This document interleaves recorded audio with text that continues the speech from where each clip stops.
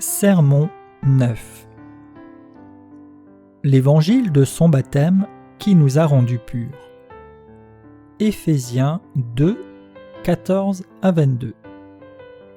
Car il est notre paix, lui qui des deux n'en a fait qu'un, et qui a renversé le mur de séparation, l'inimitié, ayant anéanti par sa chair la loi des ordonnances dans ses prescriptions, afin de créer en lui-même avec les deux un seul homme nouveau, en établissant la paix et de les réconcilier l'un et l'autre en un seul corps avec Dieu par la croix, en détruisant par elle l'inimitié. Il est venu annoncer la paix à vous qui étiez loin et la paix à ceux qui étaient près. Car par lui nous avons accès auprès du Père dans un même esprit. Ainsi donc, vous n'êtes plus des gens du dehors, mais vous êtes concitoyens des saints, gens de la maison de Dieu. Vous avez été édifiés sur le fondement des apôtres et des prophètes, Jésus-Christ lui-même étant la pierre angulaire. En lui, tout l'édifice, bien coordonné, s'élève pour être un temple saint dans le Seigneur. En lui, vous êtes aussi édifiés pour être une habitation de Dieu en esprit. Qu'est-ce qui a séparé l'homme de Dieu? Son péché. L'enfant adopté en raison de la pauvreté. Un demi-siècle a passé depuis la fin de la guerre de Corée, mais elle a laissé des blessures énormes parmi les Coréens. Après la guerre de Corée, beaucoup de jeunes enfants ont été adoptés par des pays étrangers. Bien que les forces des Nations Unies soient venues en Corée et nous aient aidés énormément en ce temps-là, beaucoup d'enfants sont restés orphelins après que les soldats soient partis. Beaucoup de soldats de l'ONU qui avaient des femmes et des enfants ont laissé leurs familles derrière eux quand ils sont retournés chez eux. Beaucoup de ces enfants ont été alors à nouveau abandonnés aux orphelinats par leur mère et ont été adoptés par des familles dans des pays étrangers. Il est en réalité très heureux que ces jeunes aient trouvé des parents adoptifs et aient pu vivre dans de bonnes conditions.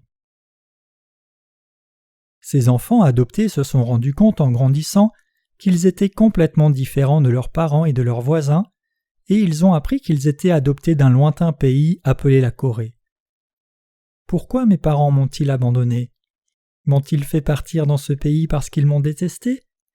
Avec leurs jeunes esprits, ces enfants ne pouvaient pas comprendre ce qui était arrivé. Leur curiosité et leur haine envers leurs parents biologiques ont commencé à grandir simultanément avec un désir de les rencontrer. Je me demande à quoi mes parents ressemblent. Mais comment ont-ils pu m'abandonner? L'ont-ils fait parce qu'ils m'ont détesté? Non, il y avait probablement une raison à cela. Ils avaient probablement beaucoup de malentendus et parfois même ressenti de la haine. Et à d'autres moments, ils ont probablement résolu de ne plus jamais y penser désormais. Avant qu'ils ne soient même conscients de cela, le temps est passé et les enfants ont grandi puis sont devenus des adultes. Ils se sont mariés, ont eu des enfants et ont formé leur propre famille. Je me suis intéressé à ces enfants après avoir vu un programme sur l'un des réseaux de télévision locale. Dans ce programme, un journaliste de télévision a interviewé une femme vivant maintenant en Allemagne qui avait été adoptée. Cette femme était dans la vingtaine en ce temps-là et étudiait la théologie. D'abord, la femme a essayé d'éviter de rencontrer les journalistes parce qu'elle ne voulait pas qu'on sache qu'elle avait été adoptée. Le journaliste a dit que se soumettre à une interview aiderait à arrêter la marée d'adoption par les pays étrangers. La femme était alors d'accord. Une des questions du journaliste était: que diriez-vous si vous pouviez rencontrer vos parents biologiques? De quoi êtes-vous la plus curieuse? La femme a répondu: je ne peux déjà pas comprendre pourquoi ils ont dû me faire adopter. Je veux leur demander s'ils me détestaient. Sa mère biologique a vu l'interview de cette femme à la télévision, elle est entrée en contact avec la station et a dit qu'elle voulait rencontrer sa fille. C'est de cette manière qu'elles se sont rencontrées. La mère est allée très tôt à l'aéroport et a attendu l'arrivée de sa fille. Quand la jeune femme est apparue à la sortie, sa mère pouvait seulement se tenir là debout et pleurer. Ces deux personnes ne s'étaient jamais rencontrées face à face. La première fois que la mère avait vu sa fille adulte, c'était quand elle est apparue à la télévision. Bien qu'elle parlait des langues différentes, elles pouvaient parler avec leur cœur et par des regards pleins d'émotions qu'elles échangeaient. Elles ont touché le visage l'une de l'autre, tandis que la mère priait et demandait pardon pour ce qu'elle avait fait. Tout ce qu'elle pouvait faire, c'était de crier et de répéter qu'elle était très désolée. La mère a amené sa fille à la maison et elles ont mangé ensemble. Bien sûr, la fille parlait seulement l'allemand et la mère seulement le coréen, donc elle ne pouvait pas communiquer verbalement. Mais d'une façon ou d'une autre, le fait d'être mère et fille leur a permis de se faire comprendre. Elles avaient beaucoup de conversations muettes et se sont exprimées par des gestes, se touchant le visage et parlant avec les yeux et le cœur. Quand elle est retournée en Allemagne, la fille savait que sa mère biologique l'avait aimée. Les mêmes journalistes qui avaient conduit l'interview précédente lui ont parlé de nouveau avant son départ. Je n'avais pas besoin de demander pourquoi ma mère m'avait donné pour l'adoption. Ma mère est pauvre même maintenant. Les gens riches dans ce pays sont si riches qu'ils conduisent des voitures étrangères, mais ma mère vit toujours dans la pauvreté. Elle a continué en disant « Bien que je n'ai pas posé à ma mère la question et que je n'ai pas reçu de réponse de sa part, je pouvais voir qu'elle m'avait fait partir pour me sauver de la pauvreté. C'est pourquoi je n'ai pas senti le besoin de lui poser la question et pourquoi tous les doutes et la haine sont maintenant partis. » Les gens deviennent étrangers à Dieu en raison du péché dans leur cœur. Pourquoi sommes-nous séparés de Dieu et pourquoi ne pouvons-nous pas nous approcher de lui? La femme qui a été adoptée a appris que sa mère biologique l'avait faite partir pour la sauver de la pauvreté. En est-il de même pour Dieu? Dieu nous a créés à sa propre image. Qu'est-ce qui aurait pu nous séparer de lui? La réponse est que Satan a tenté l'homme pour commettre le péché et le péché l'a séparé de Dieu. À l'origine, Dieu a créé l'homme à sa propre image et a chèrement aimé sa création.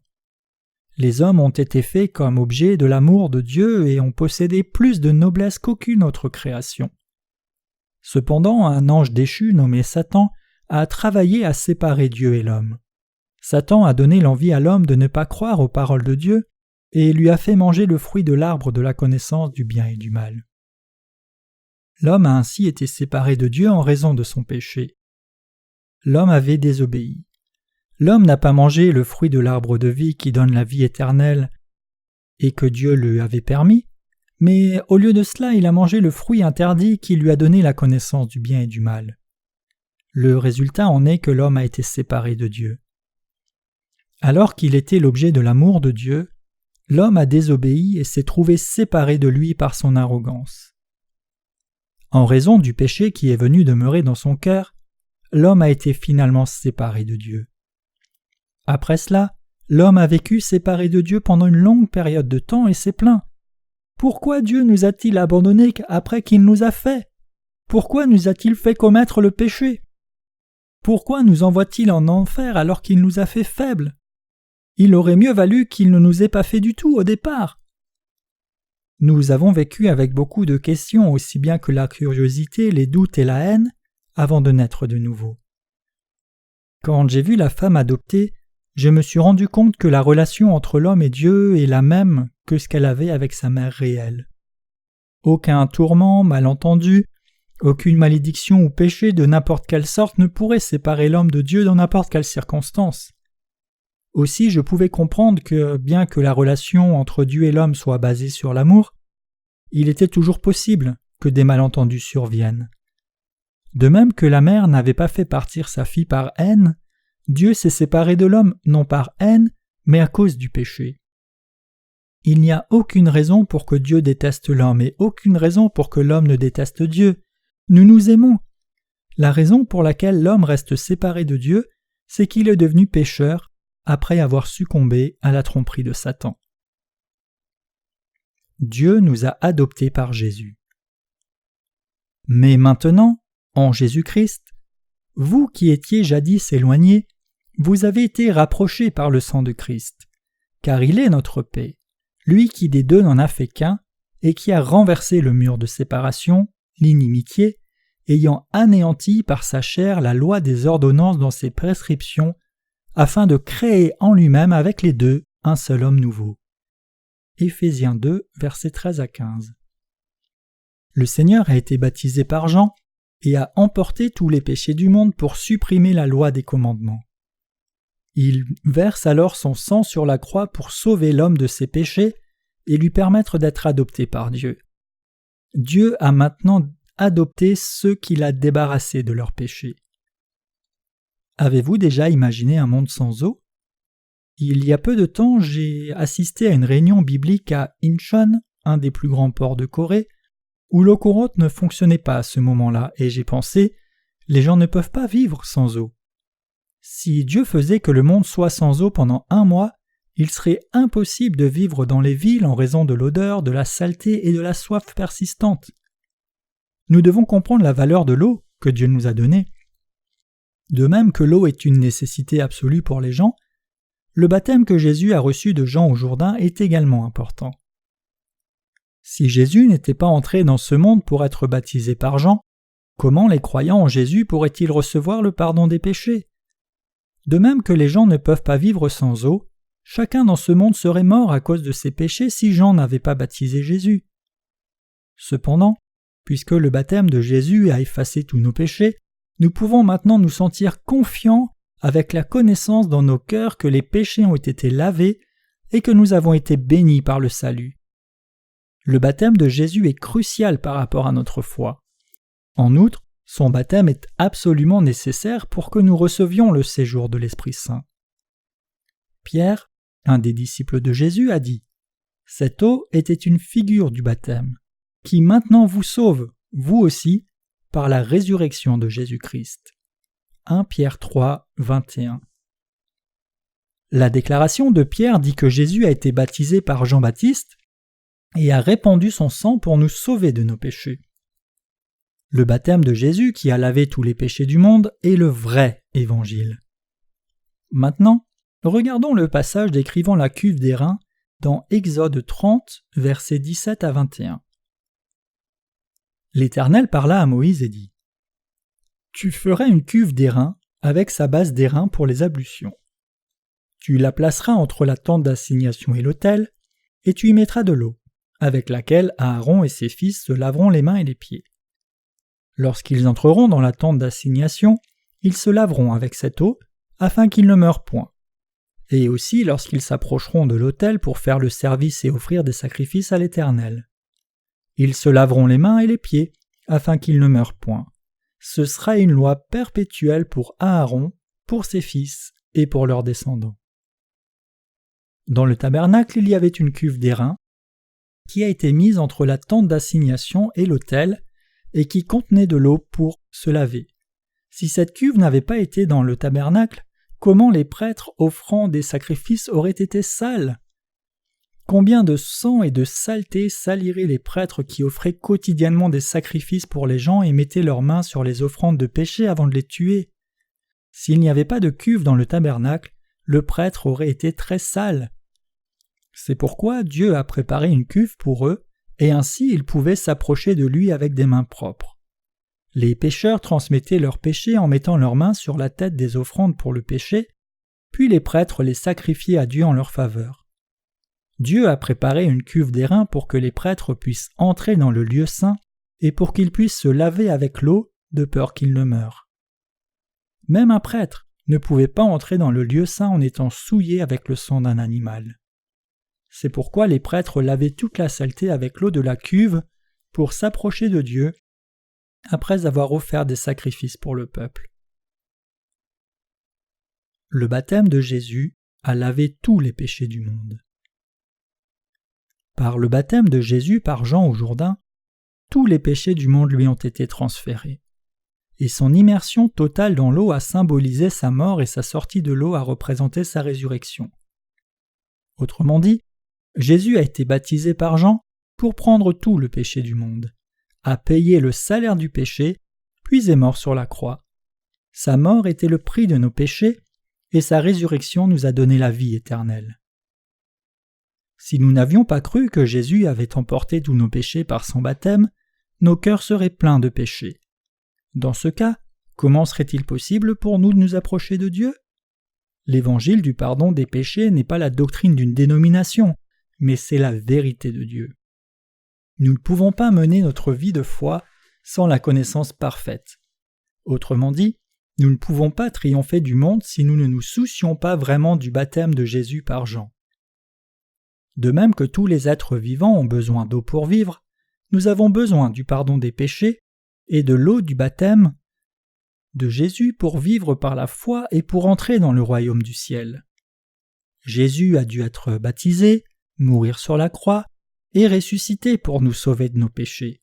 C'est l'évangile de l'eau et de l'esprit que nous devons croire de tout notre cœur. Bien que Jésus soit mort en étant crucifié à Golgotha, il n'avait rien fait pour mériter une telle punition. Il est entré dans ce monde pour nous laver de nos péchés, a été baptisé à l'âge de 30 ans et est devenu notre sauveur par sa mort sur la croix à l'âge de 33 ans. Dieu a voulu faire de l'humanité ses enfants, peu importe combien nous étions faibles et coupables. C'est la raison pour laquelle Jésus a été baptisé. Dieu nous a donné le pardon des péchés et le cadeau de l'Esprit Saint en même temps.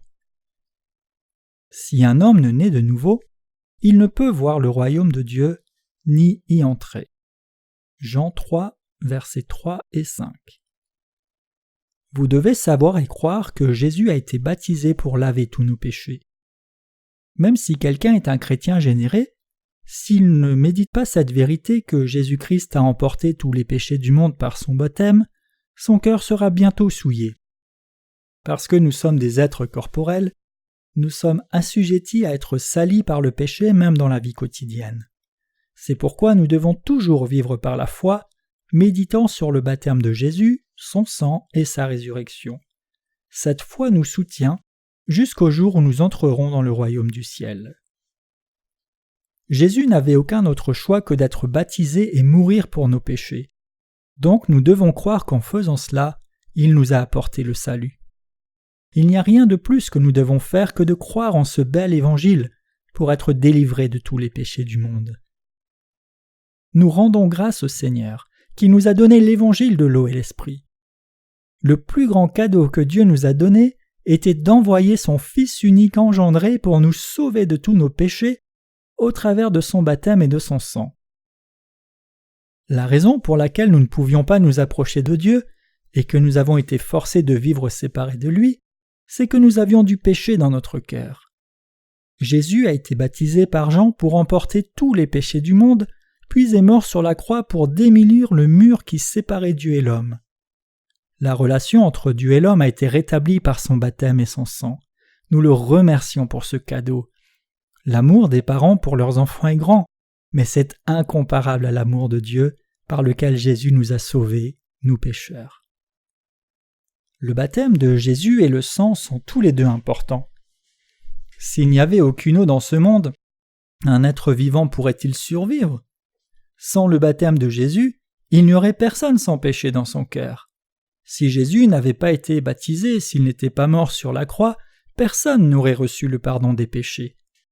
Heureusement, Jésus a été baptisé et a fait le sacrifice suprême pour nous. Bien que nous soyons faillibles, nous pouvons recevoir l'Esprit Saint en croyant dans son baptême et son sang sur la croix. Les gens qui croient au baptême de Jésus-Christ et sa mort à la croix peuvent s'approcher de Dieu, le prier et le louer. Nous sommes maintenant capables de louer le Seigneur et de l'adorer parce que nous sommes devenus ses enfants. C'est la grâce de Dieu et sa bénédiction.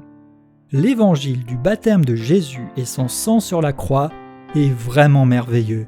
Nous pouvons tous recevoir le salut et le séjour de l'Esprit Saint en croyant en ce bel évangile.